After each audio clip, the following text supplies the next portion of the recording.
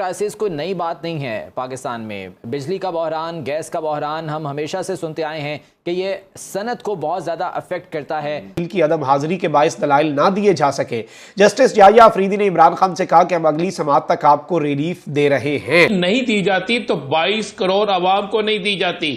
जिस मुल्क के अंदर ऑपरेशन थिएटर में पेट्रोल ना हो, उस जनरेटर को चलाने के लिए कि जी अब इत्तेहादी जो मर्जी कहते रहें, क्या करेंगे, हुकूमत से निकल जाएंगे तो हम कह देंगे निकल जाओ अगले हफ्ते।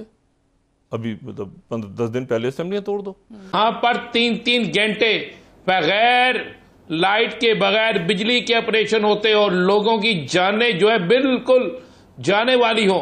और खुसूसन जो पाकिस्तान के इंपोर्ट्स हैं, जो एक्सपोर्ट्स हैं, उस पर जो है ये असरअंदाज होता है।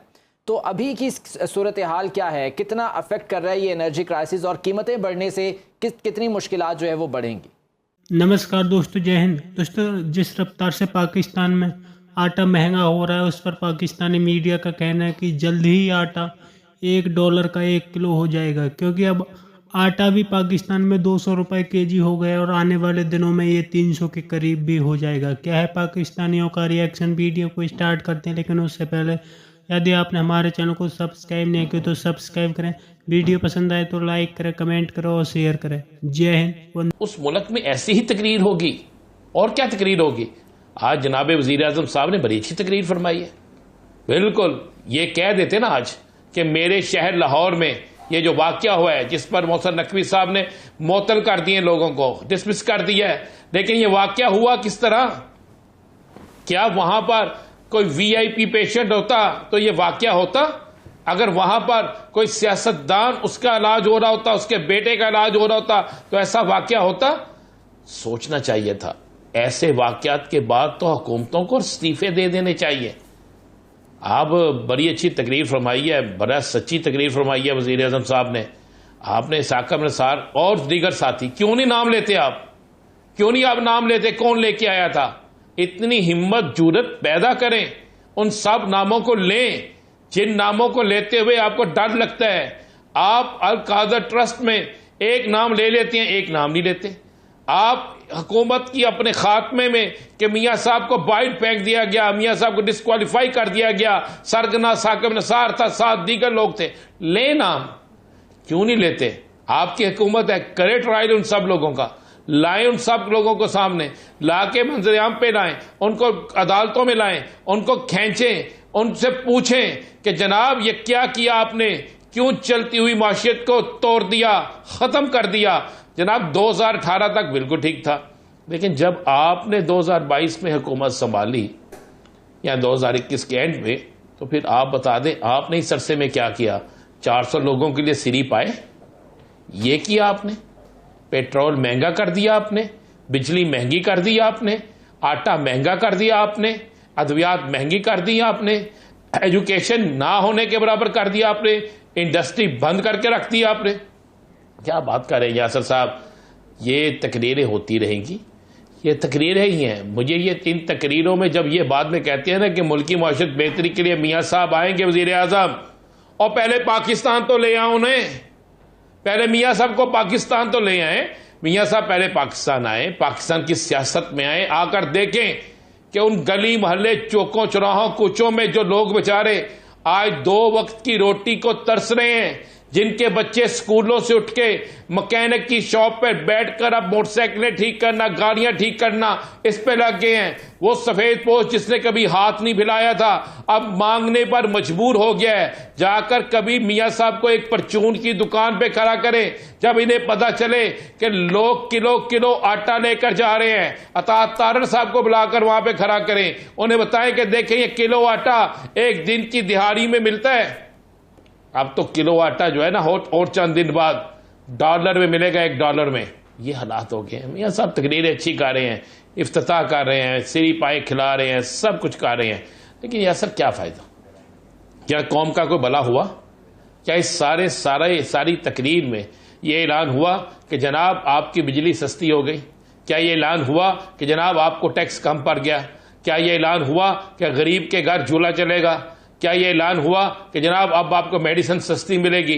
क्या यह ऐलान हुआ कि इंडस्ट्री को मैं ये मरा दे रहा हूं? अब इंडस्ट्री चलेगी, मजदूर इस पे काम करेंगे, रोजगार बढ़ेगा। कोई ऐसा ऐलान हुआ है वहां पे? अच्छा राणा साहब, एक खबर गर्दिश मुझे कर तो रही लग रहा था है, जैसे साबिक मैं चेयरमैन एक सेनेट थिएटर देख रहा हूं। पाकिस्तान पीपल्स जी। पार्टी के सीनियर रहनुमा सैयद नैयर हुसैन बुखारी साहब की जानिब से एक ख़त लिखा गया है वज़ीर आज़म को कि प्रोटोकॉल के अंदर कमी वाक़ई की जाए। वो वज़ीर आज़म हों, सूबाई वज़रा हों, वफाकी वज़रा हों, वज़राए आला हों, चीफ जस्टिस हों, जस्टिस साहिबान हों, स्टैब्लिशमेंट हो, तो 50% तक कमी वाक़ई करें। क्या आप इसे एक पॉलिटिकल स्टंट समझ रहे हैं? ये तो वैसे ही है कि जाते जाते ना कोई ऐसी बात कह जो कि लोग कहें यार बल्ले बल्ले बड़ी अच्छी बात की है, और दिन आपके पास रह गए हैं 14, और अब आप कह रहे हैं प्रोटोकॉल में कमी की जाए।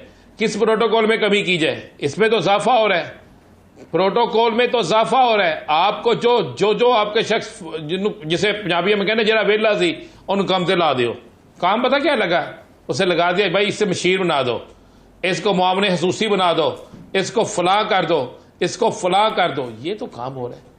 असद साहब कहां पे आप किसकी बात कर रहे हैं? ये इलेक्शन स्टैंड है, ये इलेक्शन सर चल रहा है कि जनाब इलेक्शन खेलें, जनाब मिलकर इलेक्शन करें। आप एक लिख रहे हैं जी प्रोटोकॉल कम कर दें। ये प्रोटोकॉल 1 साल 5 माह पहले क्यों नहीं कम किया गया? बताऊंगा, पिछला फिस्कल ईयर जो था उसके अंदर पाकिस्तान की जो टोटल एक्सपोर्ट थी वो $32 बिलियन की एक्सपोर्ट थी, और अभी हमारी एक्सपोर्ट हर गुजरते हुए टाइम के साथ वो मुसलसल हर महीने गिरती जा रही है। और इसके ऊपर जो सबसे बड़ा जो अमल दखल है वो ये है कि हमारे पास कोई लॉन्ग टर्म पॉलिसी नहीं है।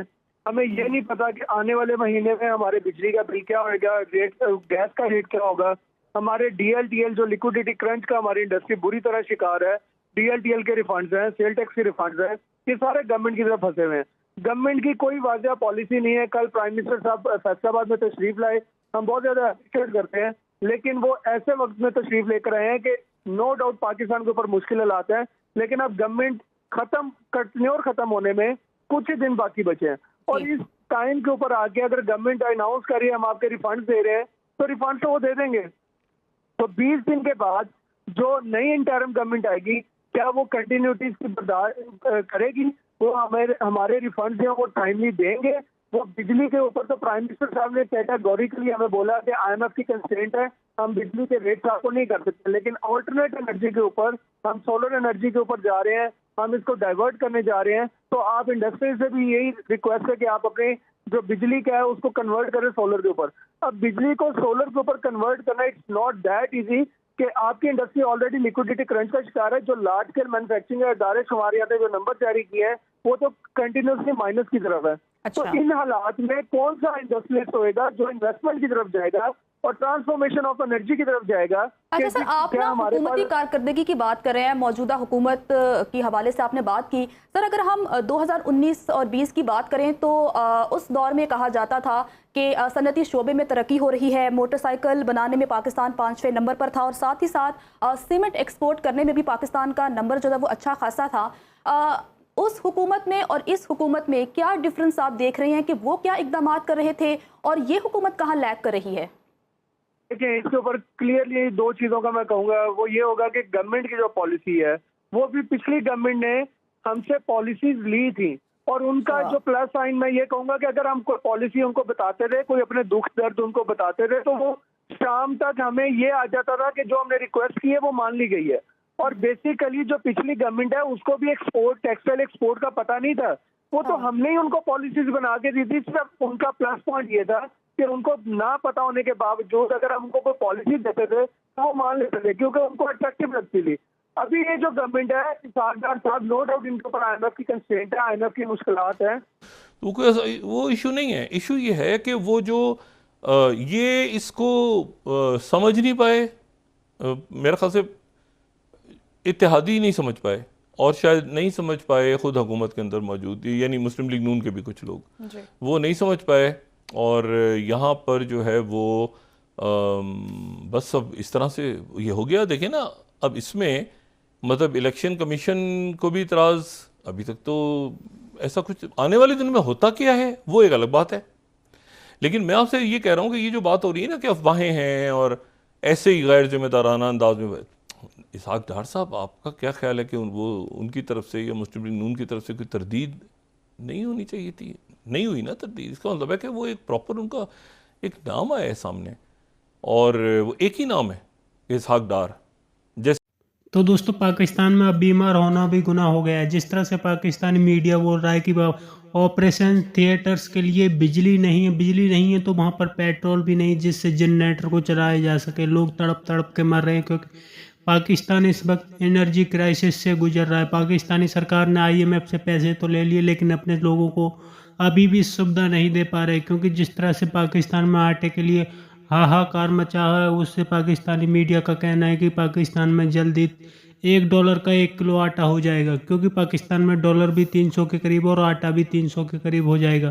पेट्रोल और डीजल भी 300 के करीब है। पाकिस्तान काफ़ी संघर्ष कर रहा है लेकिन पाकिस्तान की इकॉनमी अभी भी पटरी पर नहीं आ रही। पाकिस्तान में अब इलेक्शन भी होने वाले हैं लेकिन उससे पहले पाकिस्तान के हालातों में कोई बेहतरी होती हुई नज़र नहीं आ रही। जिस तरह से पाकिस्तानी सरकार अपने लोगों को राहत देने की कोशिश कर रही है लेकिन IMF के चलते पाकिस्तानी हुकूमत अपने लोगों को राहत नहीं दे पा रही, क्योंकि IMF की कड़ी शर्तों का सामना है। आपकी क्या राय कमेंट में ज़रूर शेयर करें। यदि आप चैनल पर नए तो चैनल को सब्सक्राइब करें। वीडियो पसंद आए तो लाइक करें, कमेंट करें और शेयर करें। जय हिंद, वंदे मातरम।